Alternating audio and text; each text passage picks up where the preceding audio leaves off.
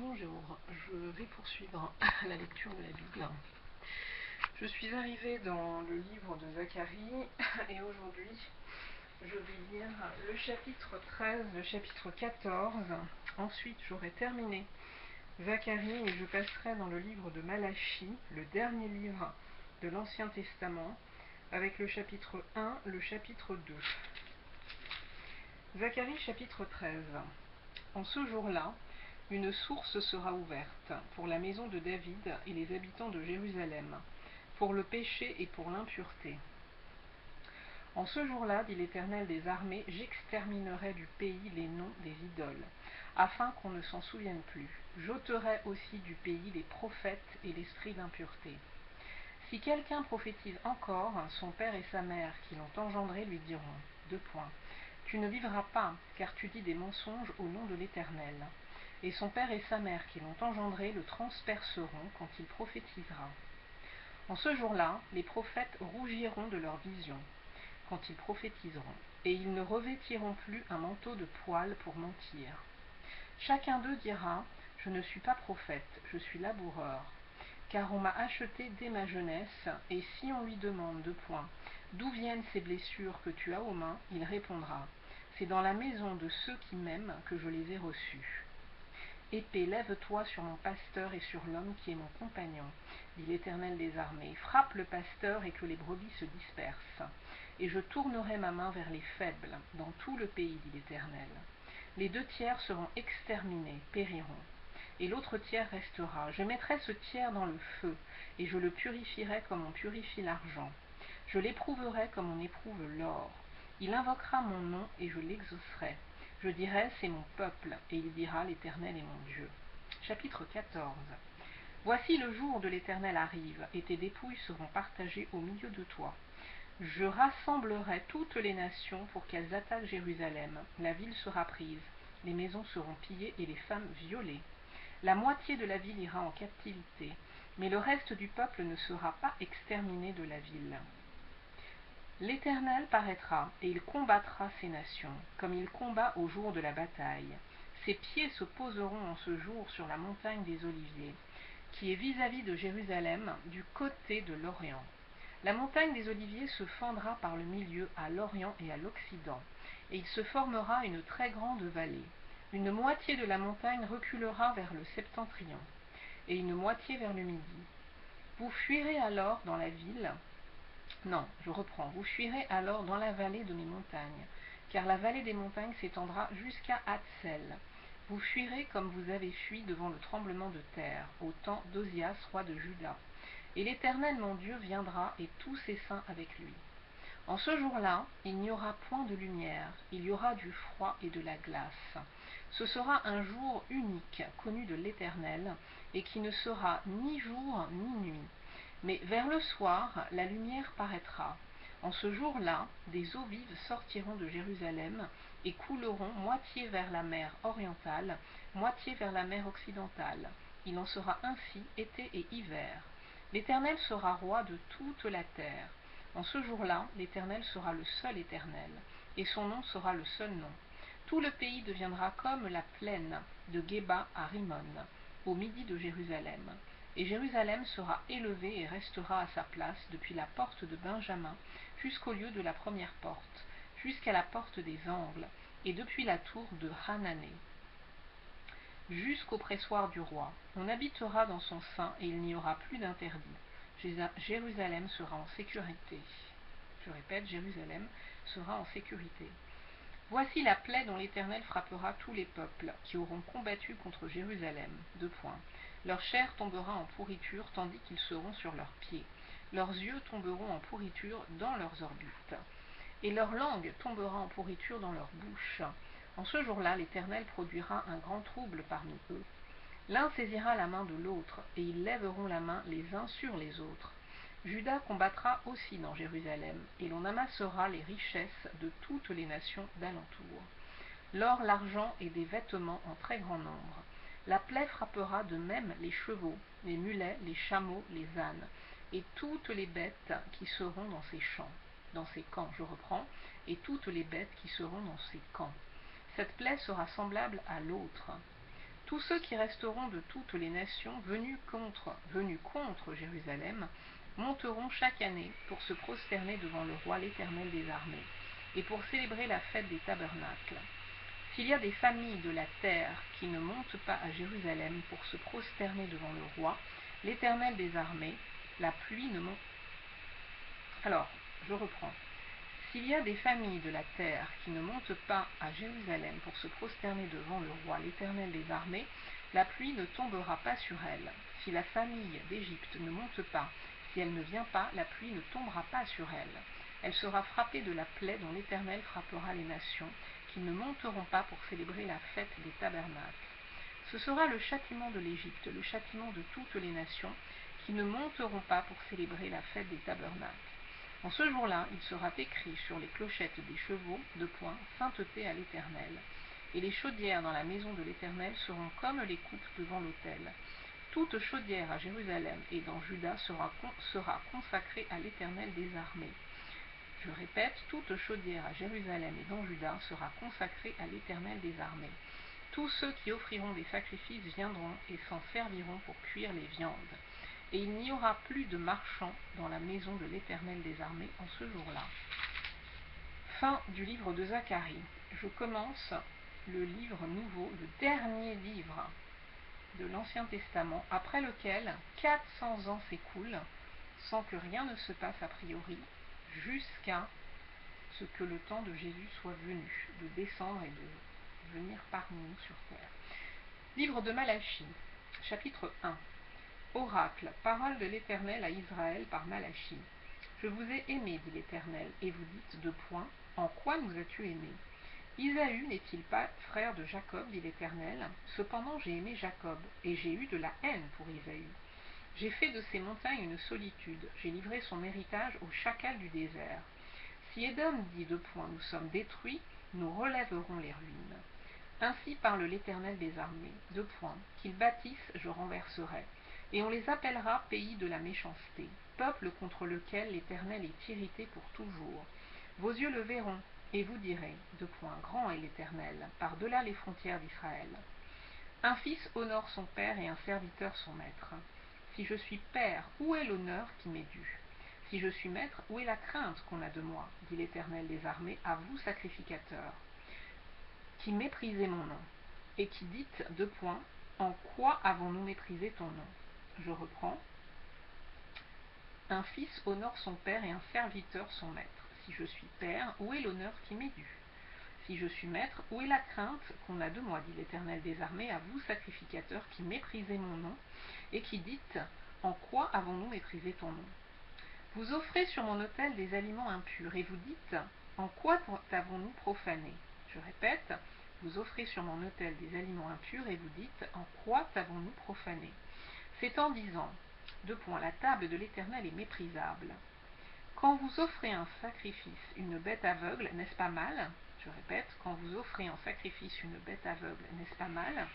Quand vous en offrez une boiteuse ou infirme, n'est-ce pas mal? Offre-la donc à ton gouverneur. Ne recevra-t-il bien? Te recevra-t-il bien plutôt? Te fera-t-il bon accueil? Dit l'Éternel des armées. Priez Dieu maintenant pour qu'il ait pitié de nous. C'est de vous que cela vient. Deux points. Vous recevra-t-il favorablement, dit l'Éternel des armées? Lequel de vous fermera les portes, pour que vous n'allumiez pas en vain le feu sur mon autel? Je ne prends aucun plaisir en vous, dit l'Éternel des armées, et les offrandes de votre main ne me sont point agréables, car depuis le lever du soleil jusqu'à son couchant, mon nom est grand parmi les nations, et en tout lieu on brûle de l'encens en l'honneur de mon nom.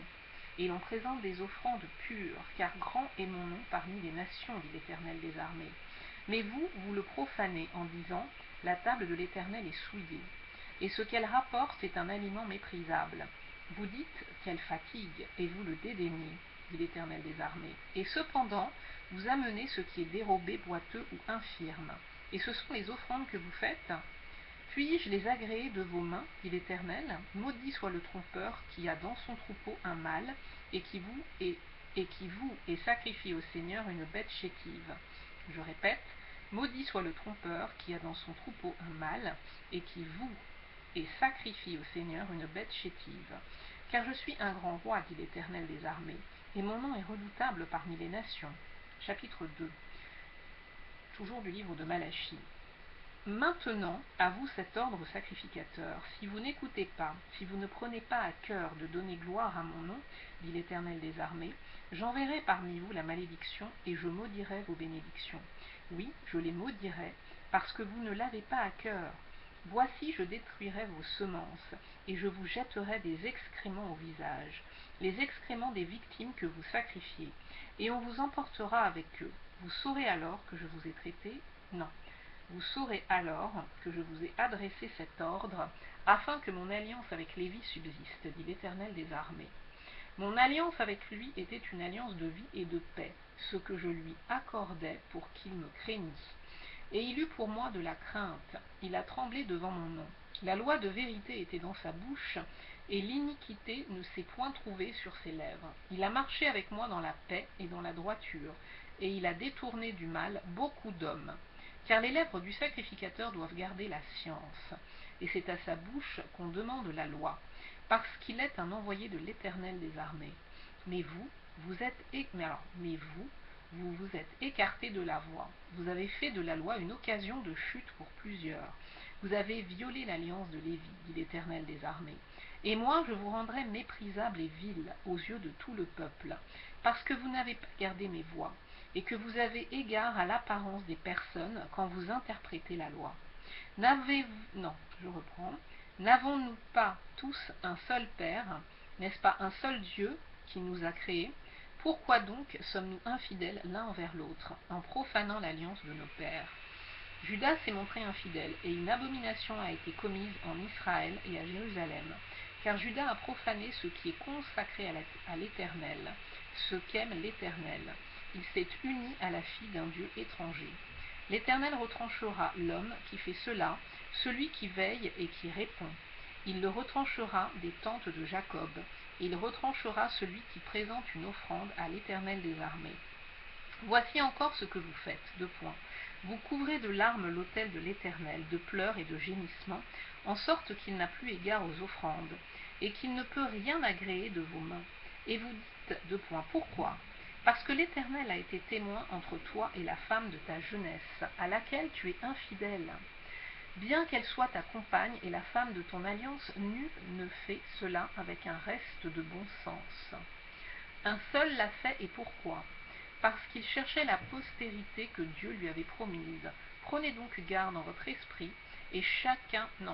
Prenez donc garde en votre esprit, et qu'aucun ne soit infidèle à la femme de sa jeunesse. Car je hais la répudiation, dit l'Éternel, le Dieu d'Israël. Et celui qui couvre de violence son vêtement, dit l'Éternel des armées. Prenez donc garde en votre esprit, et ne soyez pas infidèles. Vous fatiguez l'Éternel par vos paroles, et vous dites, en quoi l'avons-nous fatigué? C'est en disant, quiconque fait le mal est bon aux yeux de l'Éternel, et c'est en lui qu'il prend plaisir. Ou bien, où est le Dieu de la justice? Je vais quand même continuer et terminer le livre de Malachie. Chapitre 3 donc du livre de Malachie. Voici, j'enverrai mon messager, il préparera le chemin devant moi, et soudain entrera dans son temple le Seigneur que vous cherchez. Et le messager de l'alliance que vous désirez, voici il vient, dit l'Éternel des armées. Qui pourra soutenir le jour de sa venue? Qui restera debout quand il paraîtra?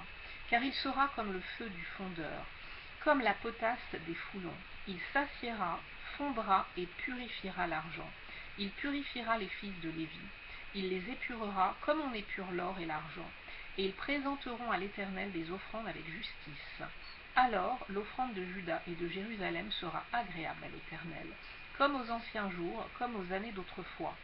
Je m'approcherai de vous pour le jugement, et je me hâterai de témoigner contre les enchanteurs et les adultères, contre ceux qui jurent faussement, contre ceux qui retiennent le salaire du mercenaire, qui oppriment la veuve et l'orphelin, qui font tort à l'étranger et ne me craignent pas, dit l'Éternel des armées. Car je suis l'Éternel, je ne change pas, et vous, enfants de Jacob, vous n'avez pas été consumés. Depuis le temps de vos pères, vous vous êtes écartés de mes ordonnances, vous ne les avez point observées. Revenez à moi, et je reviendrai à vous, dit l'Éternel des armées. Et vous dites, en quoi devons-nous revenir? Un homme trompe-t-il Dieu, car vous me trompez? Et vous dites, deux points, en quoi t'avons-nous trompé? Dans les dîmes et les offrandes, vous êtes frappés par la malédiction et vous me trompez.